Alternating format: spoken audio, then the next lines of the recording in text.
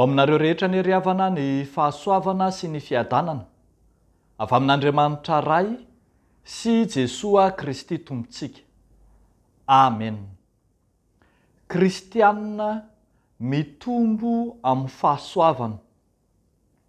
Kristianina mitombo amin'ny fahasoavana. Zany no asongadiny mofinainantsika anio. Petera 2:7 ny andininy 4:10 hatramin'ny 9:20 farany. Kristianina mitombo amin'ny fahasoavana. Mamarana ny epistily izay nosoratany ny apôstôly Petera, manome taridalana ho an'ny mpino hiarovana ny finoana eo anatrehan'ireo karazana fampianaran-diso maro samihafa izay mielipatrana manerana izao tontolo izao ka mila ampirodana andrava ny finoana kristianina. Ao anatin'izany fahavalon'ny finoana izany dia mitaona ny mpino, ny apôstôly, mba hahatsapa fa ny toe-panahy mendrika ny lanitra vaovao sy ny tany vaovao no sahaza ho an'izay manantena ny famonjena marina. Toe-panahy manana fanantenana, fa toe-panahy tsy manatsiny amam-pondro eo anatrehan'ny tompo amin'ny fihavanana ho ny voalaza. Toe-panahy vonona ho vonjena sy hiatrika ny famonjena. Eny, toe-panahy manana finoana miorina amin'ny faharim-pon'Andriamanitra. Io faharim-pon'Andriamanitra io ilay fototry ny famonjena ny mino, ary io faharim-pon'Andriamanitra io no notanterahan'Andriamanitra tao amin'i Jesoa Kristy zanany, ilay nirahany hanavitra izao tontolo izao, ilay tonga hamonjy izao tontolo izao tamin'ny fomba mahagaga tsy takatry ny saina. Eny, io faharim-pon'Andriamanitra io no nanavotan'Andriamanitra ny olona tao anatin'ny fahaverezana.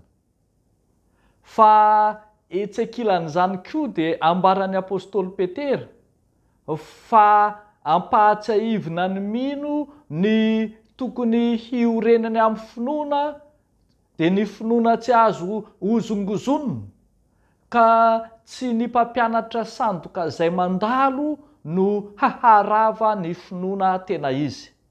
Zany mantsy ny antsoina hoe kristianina mitombo amin'ny fahasoavana, ka miaina amin'ny fahasoavana izay efa namonjen'Andriamanitra azy an-daniny, fa miorina tsara amin'izay efa nampianarana azy koa ankilany. Toma ny mino hitandry tena eo anatrehan'ireo mpampianatra sandoka izay mamadika ny finoana marina ho ny voalaza eto. Toma ny mino mba tsy hanaiky hoaolany kely fahalalana sady tsy miorina tsara. Toma ny mino hitandry tena eo anatrehan'ireo izay mahatonga fahaverezana ho an'ny tenany. Toma ny mino hitandry tena eo tsy ho voataonany fahadison'ny ratsy fanahy, ndrao ho lavo hiala amin'izay efa niorenany. Kristianina mitombo amin'ny fahasoavana dia miorina tsirany amin'izay nampianarina azy. Ekeo sy raiso ny fahasoavana na ny tena fahasoavana nomen'Andriamanitra anao. Jereo anie ireo izay nampitombo fatratra ny fahasoavana nomena azy. Raha mahatsiaro tsika ny tantara izay nitantarain'i Jesosy amin'ilay nampitombo ny talenta. Teo ny nomena talenta iray, nomena talenta 5, nomena talenta 10. Ary dia nisy nahay nampitombo izany ka notenenina taminy hoe tsara izany ry mpanompo tsara sady mahatoky. Nahatoky tamin'ny kely ianao ka indro ho tendrena hanapaka ny be. Honao ihany koa ary avako malala.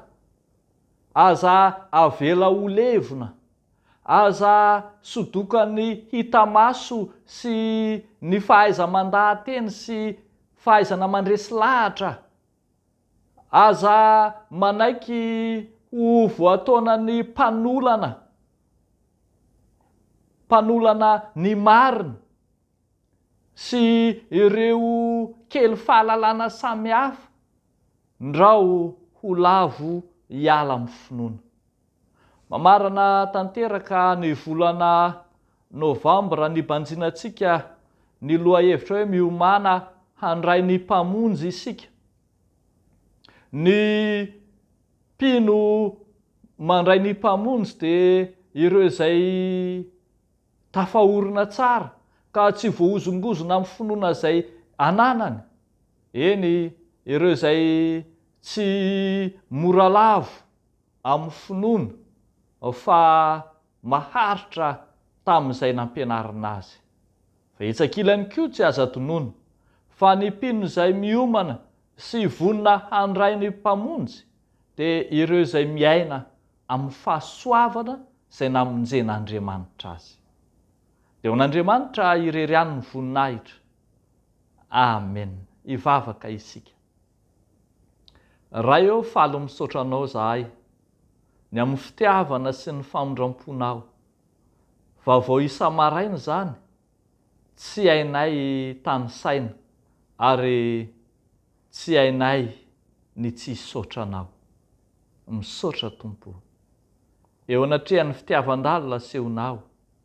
Dia vonona izay Tompo hoe hiazona ny finoana marina, ny finoana tsy voahozongozona, ny finoana voarakitra sy voaorina ao amin'ny teninao. Fa amin'ity anio ity zahay dia mivavaka ho an'ny ireo rehetra miatrika fitadiavana, ireo izay mikely aina fatratra, miasa tena amin'ny famelomana ny ankohonana mba tsy njovy sy jereo izy ireny. Entinay ambavaka toy izany ireo anatin'ny tsy fahasalamana rehetra, ireo izay manana aretina mitaiza, aretina tsy sitrapanafody, moa misy zava-mahagaga izay tsy hainao va.